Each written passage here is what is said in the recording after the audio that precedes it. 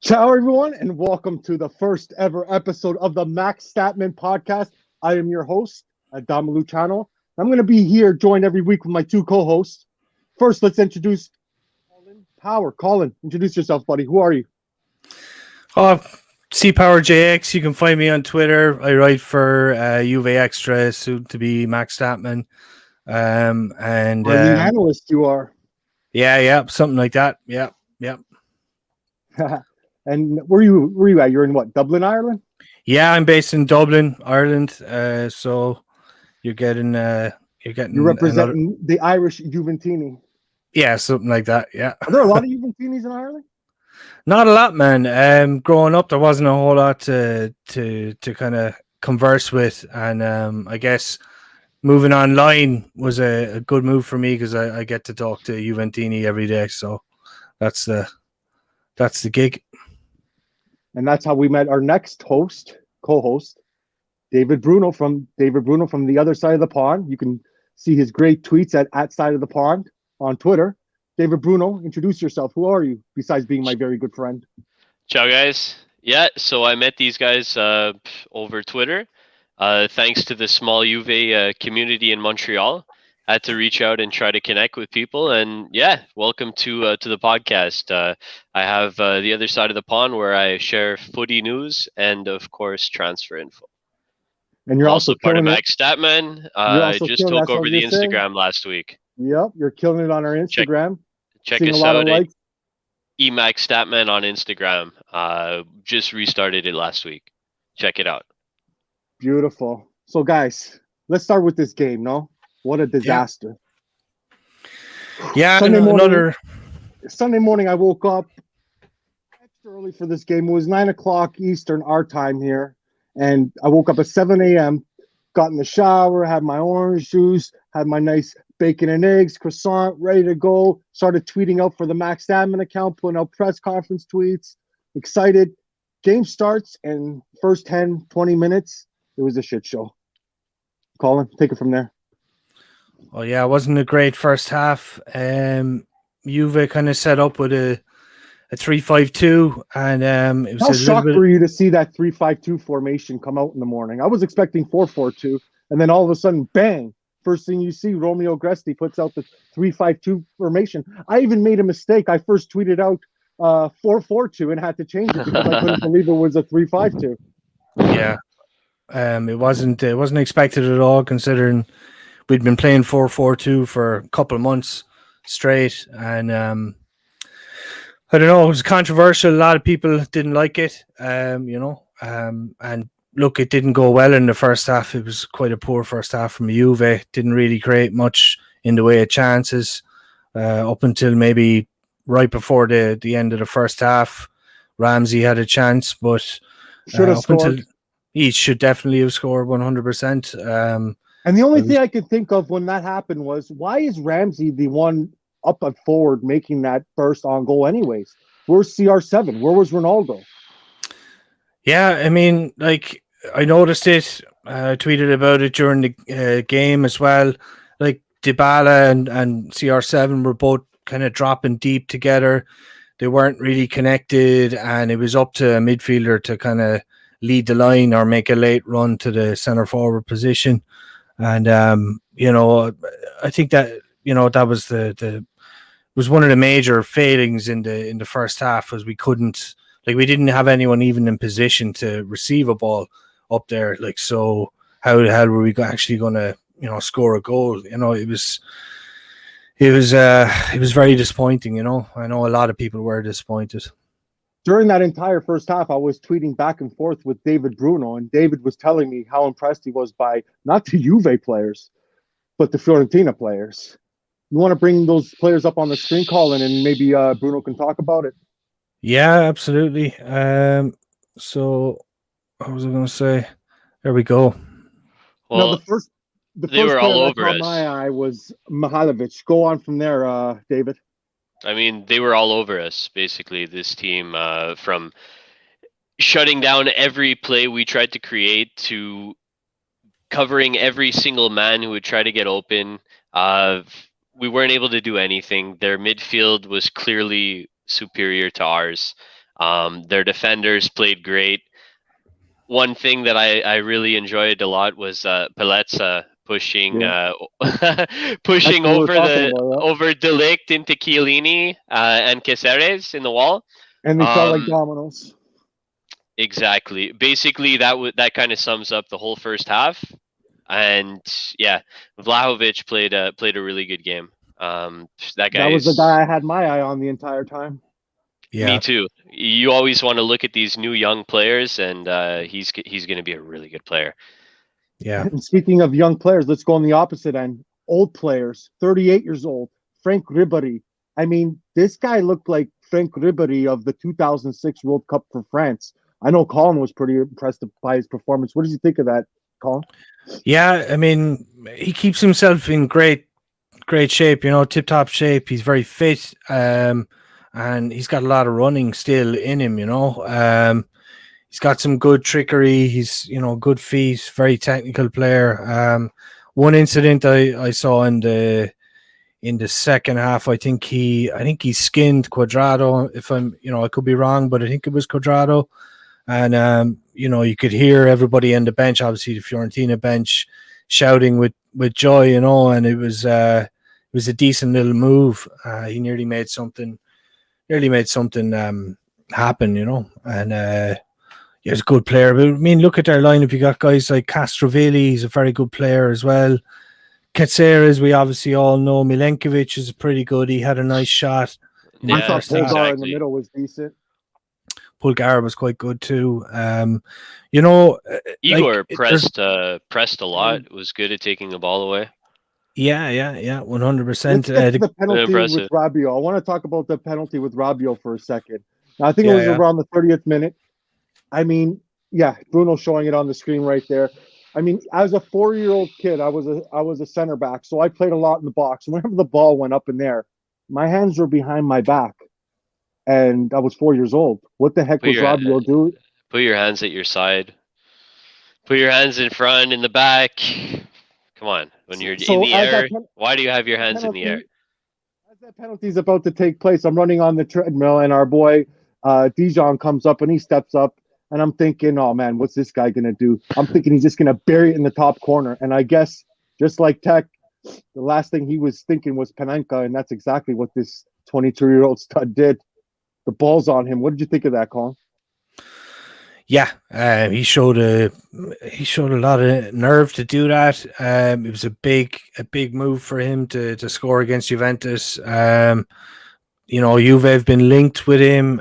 He's got a decent little scoring record for himself, and he's also impressed for his national team as well. And I don't know what the price would be, but I'm interested by him. I'm not. I certainly wouldn't dismiss him because he plays for Fiorentina. He could have the nuts to step up to a big team. And that's the exact question I was just about to ask David Bruno.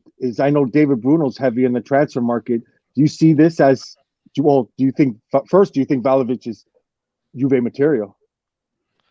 He's young. He's got more to prove, but he's a definitely Fiorentina player. We like to poach Fiorentina players. Exactly, Chiesa. We'd like to piss them off.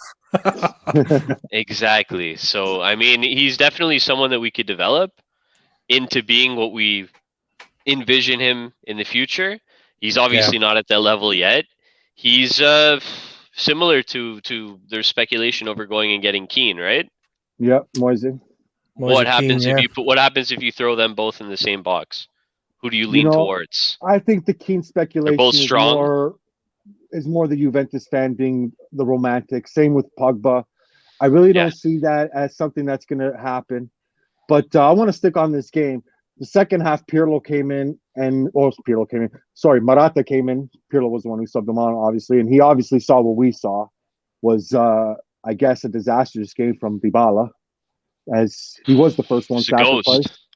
And thank God he was sacrificed for Morata, because I think it was 30 seconds in the memes online are Cuadrado being the waiter of Juventus, handing out plates and dishes left, right, and center. Goals everywhere. What do you know? He did it again. Beautiful pass to Morata.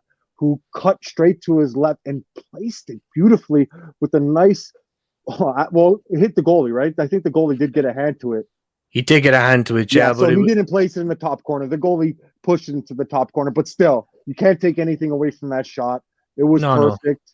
And we're level after 45 minutes, and I'm thinking, okay, maybe second half, Fiorentina pressed a little bit too much in the first half. They're going to get tired. Boom, we get that goal right away. Here we go. We're going to press. We're going to win 3-1, just like I predicted. But that's not what happened. Colin, what happened? Unfortunately. Oh, it looked like Juve kind of might have been able to get back into the game, as you said. Like, I mean, what happened is Fiorentina kept playing, and Juve didn't really push on from there. You know, like I said in the first half, they needed a number 9 on the field. They brought Morata on. He got the goal straight away, but they didn't really get much into him. Do you know what I mean? He didn't get supplied very well in the second half. We did have a couple more chances in the game. You know, like, I mean, it's worth saying, like, I mean, the 3-5-2 didn't work in the first half, right? Okay, why didn't it work in the first half? Because Fiorentina saw it coming and they doubled up on Cuadrado and Sandro, and both of those guys were almost shut out of the game. Okay, so there's the supply line for Juve gone. Considering now, I mean, some people would like, oh yeah, but why can't we do it from the middle? We can't do it from the middle. You just have to accept it. Rabiot, Bentancur, it's not happening. No, they don't have the creativity, right? So we can't expect it, you know, all of a sudden. Ramsey, you know, you might expect some more creativity from that guy. I like to call Ramsey pasta legs. He's got, I don't know what you want to call him, but he had a shocker the other night, and it's not the first time. It really isn't the first time. You know, I don't want to be too harsh, but the guy he's not, in my view, he's not an attacking midfielder. He's in the position to play number 8, which is, you know, a 3/4 kind of midfielder. It's almost trequartista, and you know, he should be able to, you know, like, he should have scored that chance at the end of the first half as an attacking midfielder. His first touch was too heavy on that. Before I get into, you saw it bounce, then he had to dive. Before I get into it with David, how bad this game was in Juve's level, I just wanted to ask one more question to Colin. Do you think Chiesa would have made the difference in this game? Yeah. We would have won with him. I think Chiesa could have made the difference 100%. I agree. I think his passion coming back to Fiorentina, to Florence, I think that would have been the spark that Juve really needed. And for a young guy, he's a leader out there. And one thing that's crazy is that I could hear Buffon yelling the entire game. Yeah, as usual. As usual. But me and Bruno were talking last night in the chat about he was rewatching the game with me, and we were talking about how this is probably the worst game I've seen of Juve, and I can't remember since the last time when. David, when was the last time you think Juve played this poorly, if ever? Not that long ago. A lot less long than you think. Maybe a month ago. We've seen some pretty bad games this year, but basically, it's the same problem as always. There's no creativity through the midfield. They're not able to kind of pull those defenders off our forwards, create the space, make the quick pass in back. It's not going anywhere. We depend on Cuadrado, Anita, who's been fantastic. I can't say anything bad about him. I can't believe there's people who still criticize Cuadrado. I can't believe it either. I mean, I've got the kid in the back for a reason. The guy deserves it. The guy, he's been outstanding. He's setting us up with goals. He's running back, tracking back, pressing, covering men, taking the ball away. He's learned to do it all because he was a forward, right? To start with. Yeah. So he was a winger, yeah. All credit to him. I mean, the team is just focused on giving him the ball. All our attack comes out from the right side. It's defender to mid to defender to Cuadrado, or back to mid, back to Cuadrado, and then try to make a cross, try to make a sleek cut into the box and play a pass. I mean, him and Chiesa have been our engines for quite some time. You see, that's the thing, so like I said, Fiorentina saw us coming and were able to effectively shut us down. They didn't have to, be rocket scientists to figure that out. That's the way we've played all year long. So, and what can I say? I mean, Pirlo said at the very start of the season, guys, that the midfield does not have a regista in midfield. He does not have a guy who can create like a deep lying quarterback style position. He does not have that in midfield, and he's been proven right. I mean, like Rabiot's got a couple of goals, a handful of goals this season. Yeah, but nobody else in midfield is contributing with goals. You know what I mean? Not at all. And we're missing the assists that Bentancur gave us last year. I think he had 7? Yeah, 7, I believe. And you know what? So I think Bentancur played decent in this game. He did. He did. As he did. Lying back and taking the ball away, running after the guys, tackling, working hard, all of that stuff. Yeah, like he's exactly. He's been okay the last couple of games, but it's like one of these things where you have to adjust your expectations. And when you do, and you actually just see, okay, he's not making huge mistakes anymore. He's not doing like what he did against Porto, and he's actually working hard. He's winning the ball back on occasion, and it is useful to the team. Then, you have to take all that into account. So that's his role. Yeah. We can't expect anything else out of him. That's why we need to fit something in the slot, right? Around the 70th minute, I tuned out, and I knew this game was going to end in a draw. Well, I knew this game wasn't going to end well for Juve, whether it was going to be a loss or a draw. It ended up being a draw. And then after the game, we get all the post-game drama, of course, and we start seeing the Pirlo out hashtag again. Then, of course, this morning, in the last couple of days, actually, we have the news of the speculation of Max Allegri's return. Yep. And, I kind of like Luciano Moggi's comments where he said he doesn't like to reheat leftover soup. And I don't either. But I stayed pretty silent on this topic for a long time. And, I wanted to show Pirlo respect and the patience that he deserves. But, with this club looking like we could be out of the top 4, some serious questions need to be asked. And I think the question needs to be asked, are we Pirlo in or Pirlo out? Now, I hate to phrase it like that. So I guess put it more politely, do you think Pirlo should be the manager of this club next season? Colin? Ooh, a tough question. I'm going to refer to a tweet I did yesterday, which was just backing up what I had said previously, was that if he gets into the Champions League, the top 4, and wins the cup, then I think Juve will stick with him, because, while we have not adjusted our expectations, and Juve in the language they've used towards us hasn't helped that, I actually think internally Juve have adjusted their expectations for this season. And I think they know that the squad needs an overhaul. I think they know that, you can't bring a guy in his very first job. Jesus, he barely had a license to coach before the first game of the season. Yeah. I don't even think he did. I think was it Tudor who coached the first game, or did he have his license by then? Yeah, it might have been Baronio, but he was waiting for the license to come from Coverciano.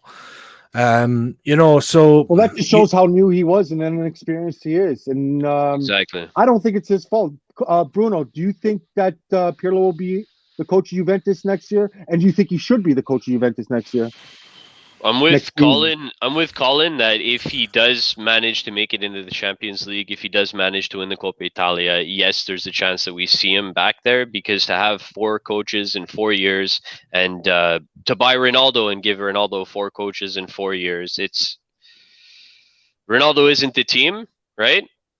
True. But it doesn't make sense to keep flushing coaches out. Now, if we don't make it into Champions League, then yeah, of course.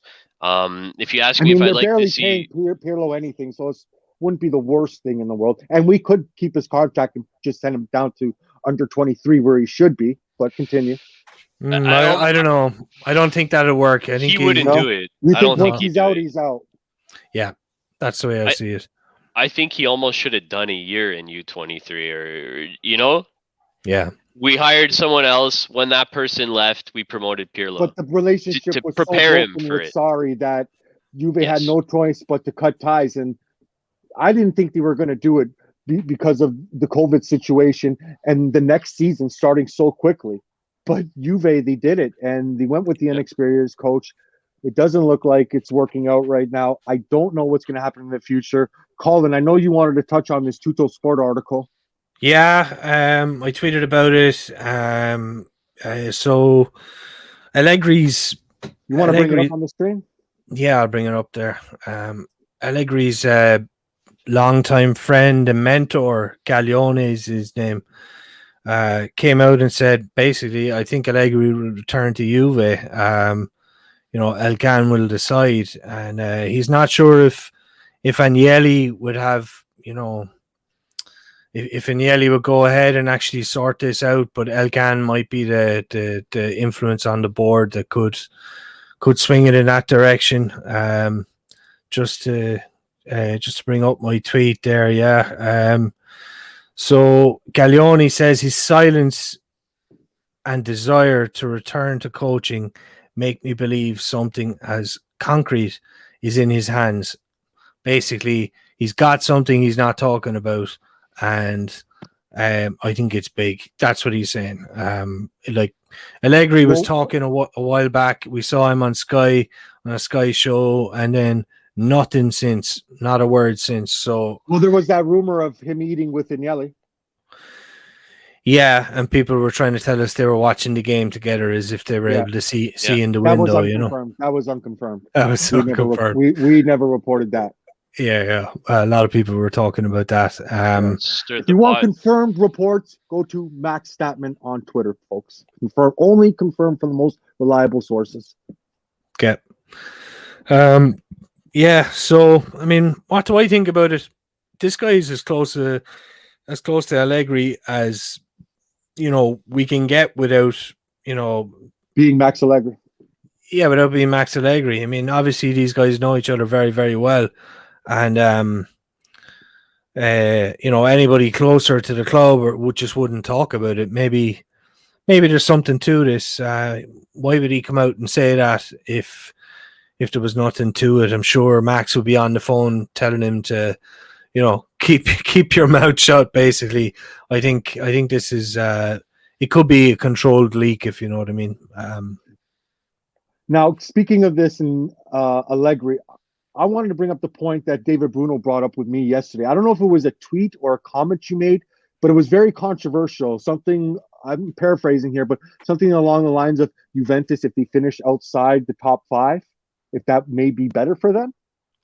Not finishing outside the top 5. Basically, we see Juventus choke in finals. Yes. Let's not hide it. Champions League finals.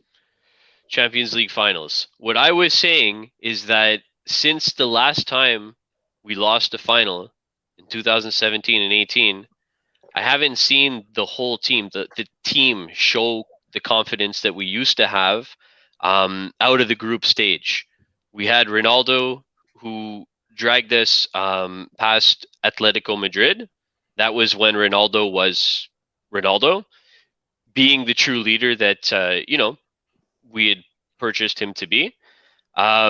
Basically, what I was saying, that if we didn't finish in the top 4, we went to the Europa League. Winning that title, would that provide the mental boost that we kind of need to get back into the Champions League, back into that groove that we were in before we lost the last final? Yes, and I want to add to that and say that, yes, I don't want to say it's a good thing that if we finish outside the top 4, but if the reality is we do finish outside the top 4, it's bad. But horrible. I'm older now, I'm more mature. I'm not as I was when I was younger, especially in 2006, freaking out when we went to City of B. I'm going to be the guy, glass half full, half empty guy here, and say, if we do get outside top 4, it might not be the end of the world. Maybe it could be the perfect opportunity for us to rebuild. Maybe we get rid of Ronaldo. Maybe we get rid of Dybala. We sell him. We cut our losses. and we bring in young players, and then we bring in a coach like Max Allegri. Now, I'll be honest. When I saw all the comments online saying stuff, there's a lot of people who never wanted Allegri to leave in the first place, and they feel justified now with all the news and the reports of Allegri coming back, and good for them. They should feel justified on some level. But from someone like me who just kept neutral and didn't say anything about it, I'm kind of in the position to say I want Allegri back only if we finish outside the top four, and only if we get rid of players like, well, I'm not going to say get rid of, if we cut our losses and sell players like Ronaldo and Dybala and bring in some young players that Allegri can teach and mold and make into champions that we know Allegri can make them into champions because he's done it already. Yeah. Colin, what do you think of that? With the young core that we have right With now. the young core that we have right now. Exactly. So what do you think of that, Colin? And who do you think we should get rid of? And then David, I want to go back to you. What do we think of that? I mean, I know you don't want to talk about Juve finishing outside the top four, but let's just say it's a reality. Come on, we have to say it could be a reality. Oh yeah, it's a strong possibility. I mean, Napoli look like they're getting up ahead of steam. Milan, are there as well. It's a straight dogfight. Want to bring up the standings? Yeah, it is. Yeah, it's a straight dogfight now. So let me see. Yeah, got it there. Ooh! That's a real dogfight. That's a real dogfight. We are in a dogfight right now, and as you can see on the screen, Juve are level with Napoli on points with 66, and Milan as well. So yeah, it's going to come down. It's going to come down to these last 5 games. I don't know. It's going to be close. It's going to go either way. I think my dog knows it's going to be a fight. So yeah. What do I say to all that? I mean, it's a complex discussion about who do you get rid of. Like, you kind of asked me that question. Well, no. Here's the basic question: Are we going to make UEFA champions? Are we going to make UEFA Champions League? Yes or no? I think we will. Yeah. You think we will? Yeah. And if we do, Pirlo stays. Yeah. We continue with the Ronaldo project. How about Dybala too? I think one of Ronaldo and Dybala. I think one of Ronaldo and Dybala will leave. It's so either really way, one of them will leave. Yeah, I think. I mean, the contract situation with Dybala, big issue, still not solved. It's going to be dealt with after the end of the season. I think Ronaldo probably hasn't made his mind up yet. But look, there's another thing to be talked about there with Ronaldo. I mean, Ronaldo hasn't been playing well lately, but his goals ratio is fantastic for Juve. So we can't really knock him too much. But at the same time, look, Ronaldo costs us a lot of money, but we're able to increase our actual sponsorship capital that comes from sponsorship because of Ronaldo. So we signed Ronaldo. His contract's worth about 400 million, right? A couple of months later, it's mysteriously announced a new Adidas deal to the value of circa 400 million. Mm-hmm. If that doesn't raise a flag for you, maybe you're not the brightest. At the end of the day. Maybe you're not the brightest button, if you don't realize that this is what's going on. So his contract is coming up, right? If we renegotiate that contract, we get the chance to increase the capital coming into the club. So the capital coming into the club right now in the pandemic situation is vital. Like, we need it. We've got nothing coming through the gate. So I really wouldn't blame Juve, Paratici, Agnelli, Elkan, whoever's on the board, for wanting to hold on to Ronaldo. But it's all up to Ronaldo. So if Ronaldo turns around at the end of the season, him against his will. It's impossible. It's impossible, So that's it. I mean, also the other thing to say is, if you go and try and sell Ronaldo, he's a 36-year-old. What are you going to get for him? You know what I mean? 40 mil max. I mean, very, very little. Is there a market for him? I mean, there's always a market for excellence. He's one of the best players ever. But if You know, I mean, There's how are you not going really to? clubs fighting for him, is what I'm trying to say. So Yeah, and his Juve aren't going contract. to be. Juve can't really negotiate with too many parties, and the price is going to be the price. Yeah. Not a fight for him. Now, So, before I ask Bruno this last question, Colin, I wanted you to bring up the standing. Not the standing. I'm sorry, the remaining games. yeah, You can yeah, do that. And I no wanted to problem. ask Bruno the last question on this topic. Bruno, simply, are we going to make the UEFA Champions League? Yes or no? I think so. Yeah. Yeah, we will. I see us coming hard. I see us really. It's a do or die situation at the end of the day. Whether they're fighting for the manager, whether they're fighting for the club, they should be fighting for themselves first, and then everything else that follows. So I do see us making a Champions League because finishing out of the How Champions about League we would be go? How about we look at catastrophic. the schedule and you tell me yes or no on these games? Give me your prediction on these remaining games here. So we see on the screen Juventus and Udinese is coming up on Sunday. What's going to happen there? Udinese and DePaul have been playing great. Yes. I think that one will be a tight game. We should be able to squeeze by. I see us really bouncing back. I see us taking out AC Milan.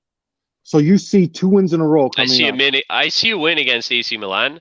So I Swallow. see it. We should beat Udinese. It could end in a tie. I'm really hoping it's not. Sassuolo we should beat as well. Inter would be a bit. 3-game winning streak here, you're saying. We need it. Wow, that's a It's lot do of or games die. for Juve this year, buddy. And then you It's got do or Inter. die. And then we Then got you got Merda. Sorry, we That don't one's say gonna- Inter. that one's a We war. don't say the I Oh, word. oh, Time okay. out. Hold the show. Max Statman, I'm sorry. We're gonna have to go over terms and conditions here for a second, folks. The word I word is banned from the Max Statman podcast. That is the policy. We only refer to them as merda. Bruno, will you carry on with your prediction about the merda match? Well, I mean, the last time we played them in Serie A, it didn't go good. We played arguably one of our best games against them in Coppa Italia. Yes, we did. Both legs, We're- actually. We're not at a good point right now. I see a win against Milan. Really, it's like injecting steroids into the club. They need it. They need it. And then Bologna, that final match. So, are you saying a clean sweep of those 5 remaining games? No, it's not going to happen. Not going to happen. I think Merda are going to beat us. Oh, yeah. You never know what might happen, but I think look, we bounce back. Udinese, that's going to be a W. I think against Milan, we'll draw. So Swallow, I think is going to be a draw. I'm just being honest here. Merda, I think Merda are going to get the win.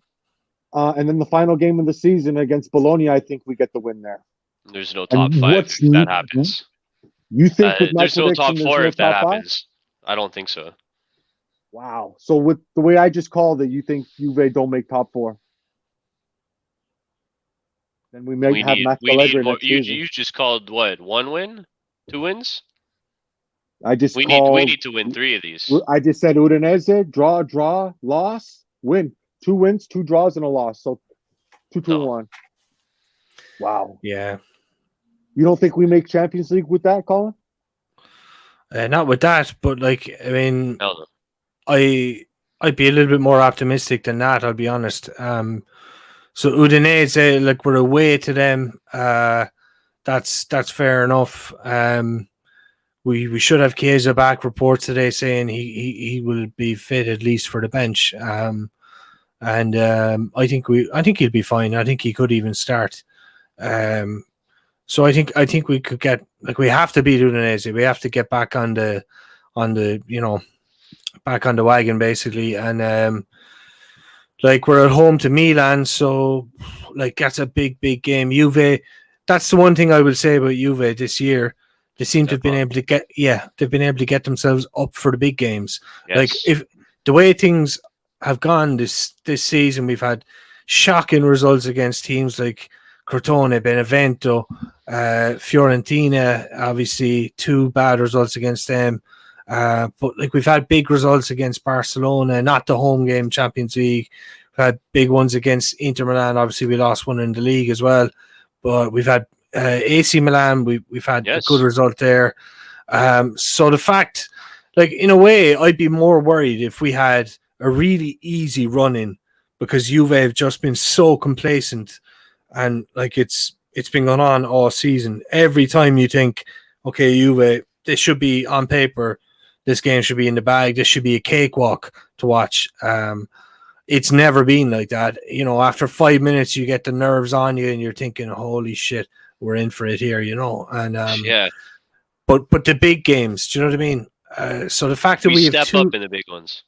yeah, I think so. I mean, we've got two Big big time. games in the league, and we have Atalanta in the cup. So that's 3 big games out of the last 6. You know, I think that's enough. If we win that Coppa Italia final, is that a win this season? If we get top 4 and the Coppa Italia final, are you satisfied? I'm never satisfied, but is it a passing grade for Pirlo and Mike?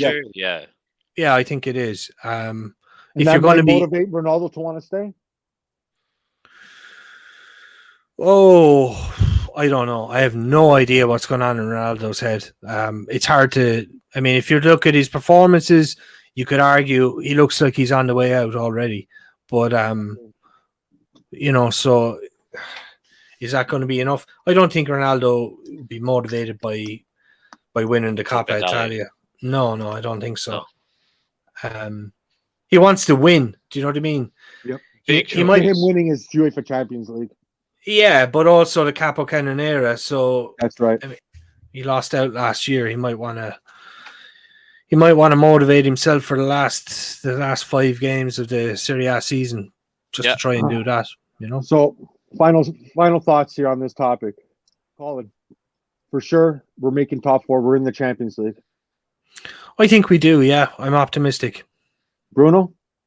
I'm very optimistic. I still believe the game next match is going to be a big grinder, and it'll kind of decide which way we're going. I really see us playing a big game against AC Milan. And according to these guys, with the predictions I just gave you, it looks like Juve aren't going to make the Champions League. But here's a more important question. Will there even be a UEFA Champions League? Okay. Now, I don't know if you guys want to get into this a little bit, but what was it? 2 Sundays ago when we had just lost to Atalanta, was it 1-0? You want to refresh my memory, Colin, when this news broke? Yeah, the news broke after the Atlanta game.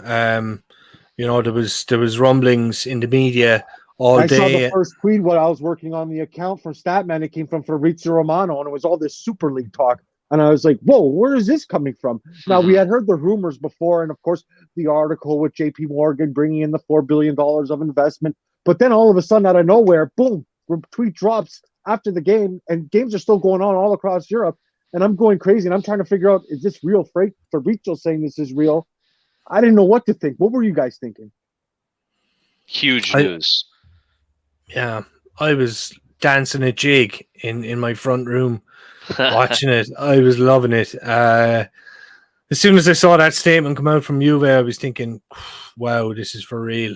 Pinched myself, read the numbers, thinking, it's a lot of money.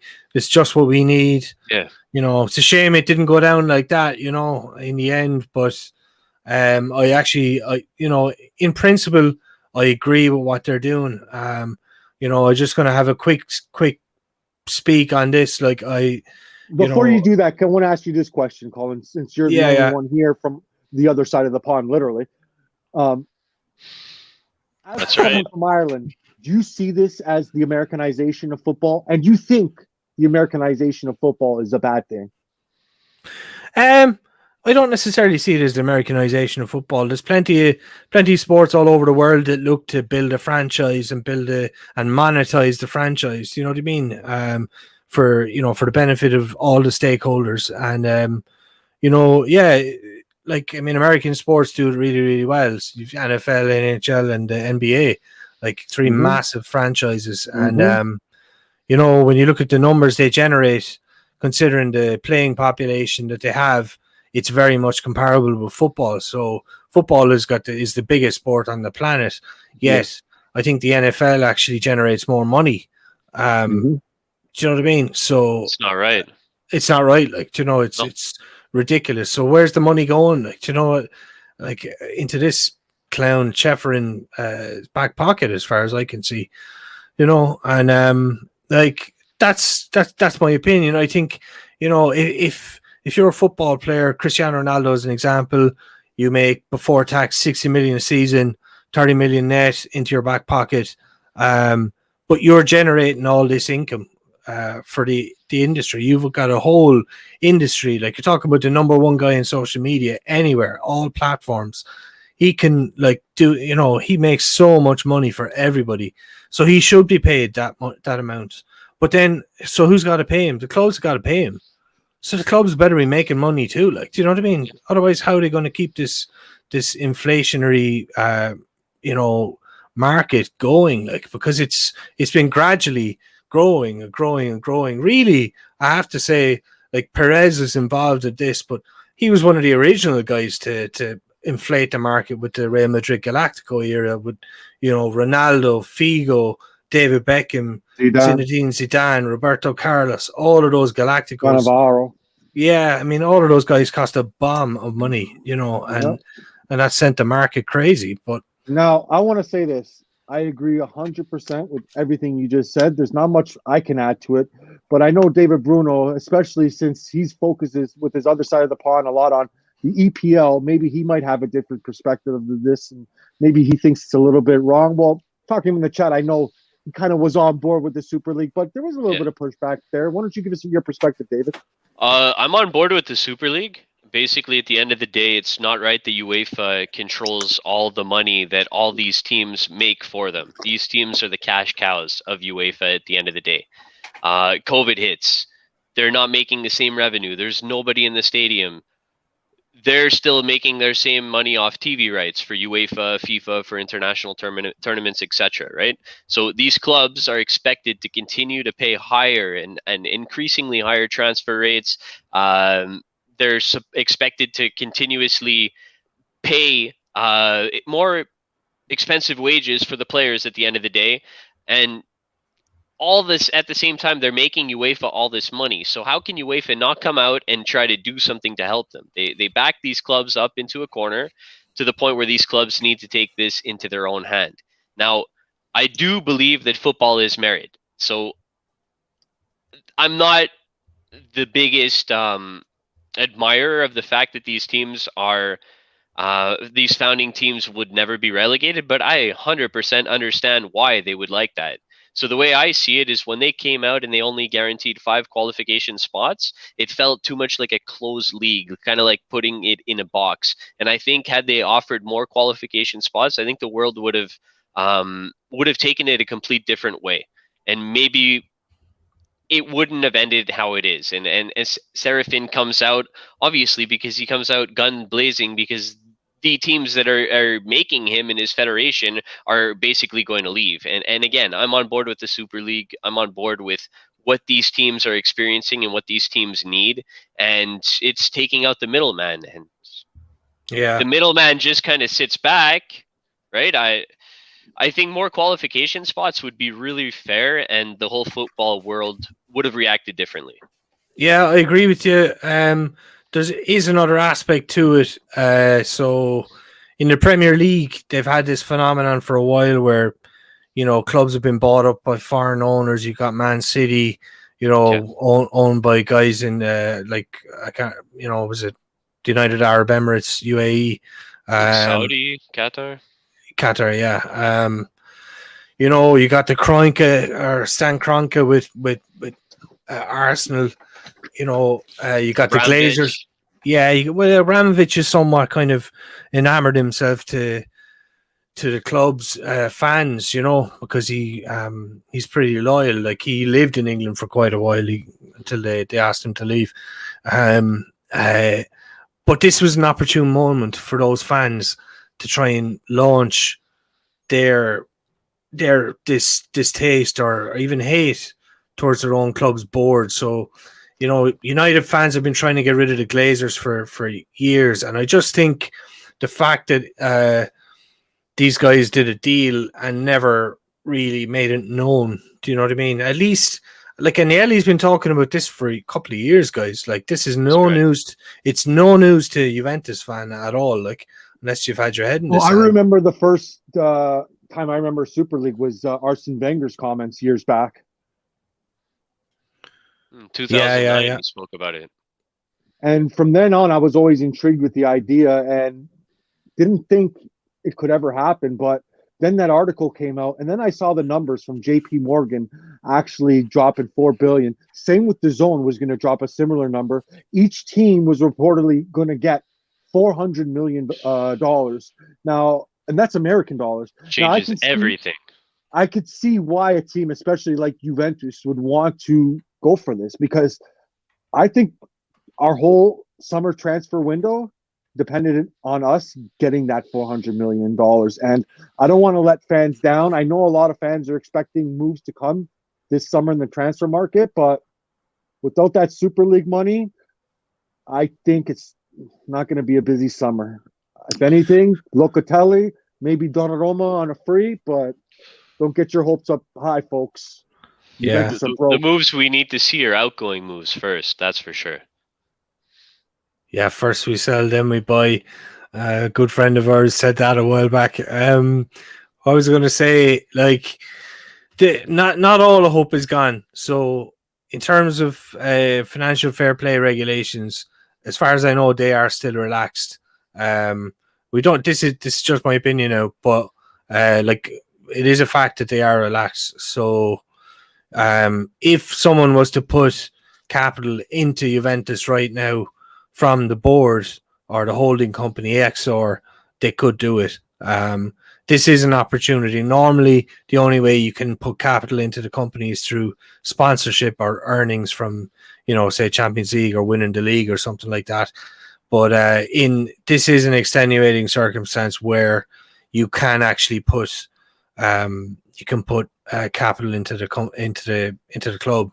Whether they're going to do that or not that's yet to be seen. But it could happen.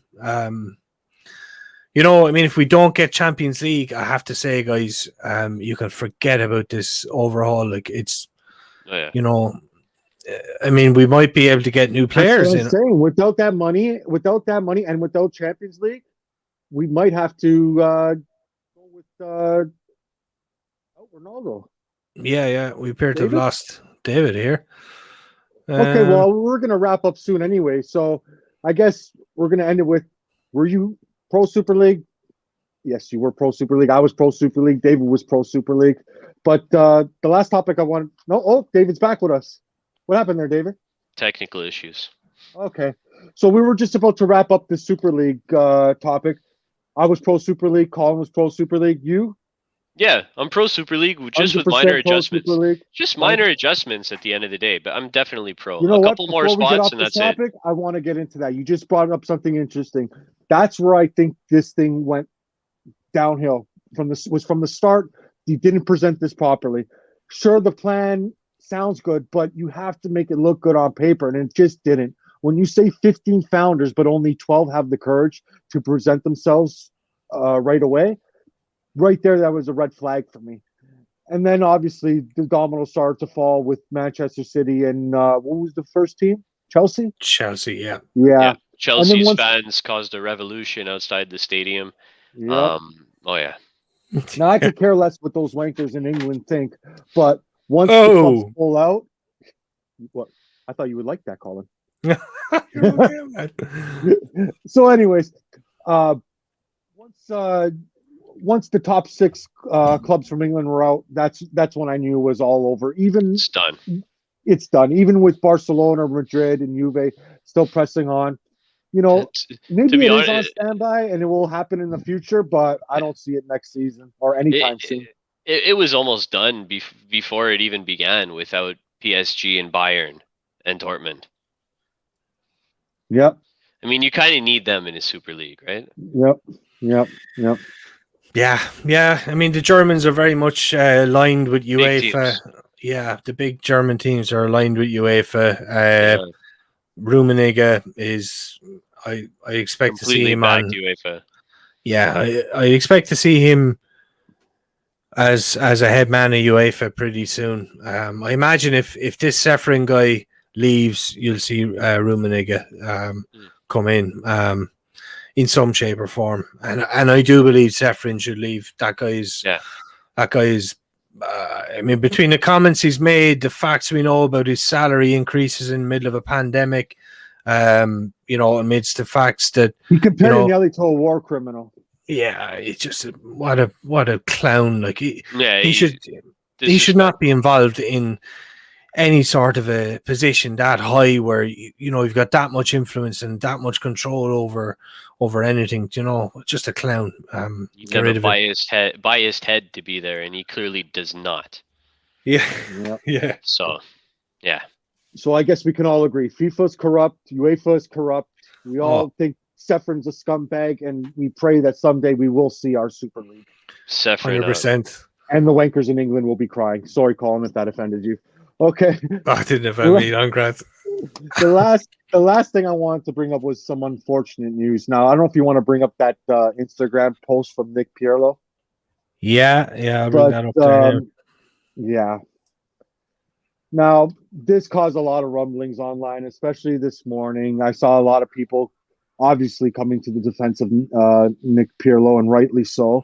I also saw a lot of guys virtue signaling who, maybe talk a lot of crap themselves, and then we're getting outraged about this, but that's a different story.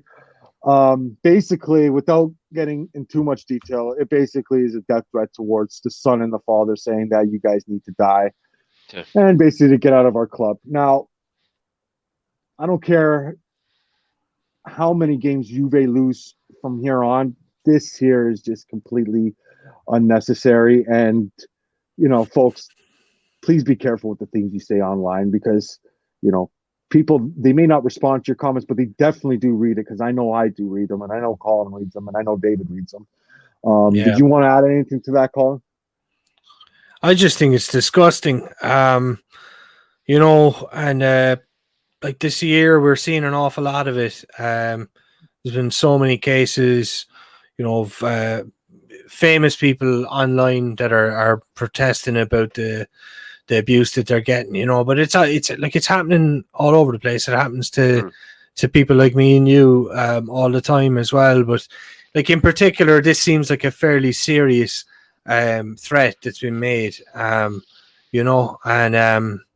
like it's not on, like it's just bad stuff. What do you think, Dave?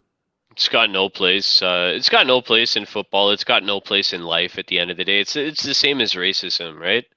With all of what's going on in the world, everyone needs to take a stand and just be strong, and just you shouldn't be voicing your opinion like that. Do something productive. Do something more productive than that. And just to point out, I mean, as it stands, we are in 4th place. We're not in a relegation spot. Why does he have to die? For a second there. Am I back now? Why? Yeah, you're back. All right, I got what we call here in Toronto, Rogers cable guy outside, and he just cut my cable. He's trying to dig it underneath the ground. It's hanging from a tree out here. Yeah. So I mean, what else do I want to say about that? It's, I mean, it was on Instagram, I believe. Yeah. This I mean, from Instagram. Like, I really hope Instagram took the report seriously. Obviously, I hope it was reported. I hope in some way, shape, or form the guy's IP address can be tracked, and that he actually has to face some consequences. I mean, we're on a social media platform right now, but I've got no problem in saying it. Look, the social media companies have got to take some responsibility, and they're allowing people to create these completely anonymous accounts. You know what I mean? And with no background, no checks at all, and people just go on and abuse each other, and it's not on. Like, do you know what I mean? People. I mean, he's lucky he's got some sort of support system. Obviously, he said that to his dad or, his mom or whoever, and he's been able to react to it and show it for what it is online. But there are people out there that take this stuff to heart. Yeah. And we are seeing people die of suicide, because of this sort of stuff. We've seen it here in Canada. It's a very, very serious thing. Yeah. Like, and as some people, when I say it to them, they're like, oh no, this may be too strong of a word because of COVID happening right now, but it is a bit of a pandemic itself. It's just like, I'll be honest with you, like it's been going on for quite a while. It's just people this year seem to be more empowered to talk about it. Do you know what I mean? And because certain celebrities have come out about it. I mean, Ian Wright in England got some racist abuse. Actually, he was abused by a kid in Ireland, and the kid got prosecuted to the full extent of the law. And he was made to apologize, and he got convicted, of a hate crime. And I really hope that social media companies, develop enough of a conscience to realize that they have a role to play in all this. You can't just wipe your hands and say, it's free for everybody. They can say whatever they want. Freedom of speech is one thing, do you know what I mean? Abusing someone is a different thing. That's also a crime, So that's my take on it, guys. Very passionate, and we have talked about this before, me and Colin, so I knew he would be very passionate about this issue. It's been something he's been talking to me about for a very long time. I would say ever since we've met, he's been very passionate about this issue. David, did you want to add anything to that? Yeah, like I said before, I mean, it's completely unacceptable. It's got no place out there. I'm completely on board with Colin. And most of the world at this point, that these social media companies need to engineer, to put something together to kind of filter these accounts, find them, block them, maybe like Colin suggested, some type of a background check on the person subscribing. It's doesn't impress me to be a keyboard warrior, right? Yep. It's you're hurting people, you're damaging people. It's just cut that crap out. Yep. Now, before we wrap it up, do you guys mind if I tell a little story about my little adventure that happened to me on Sunday? Yeah, of course. By all means. So Sunday was a depressing day. I wouldn't say I was angry, but I was very upset.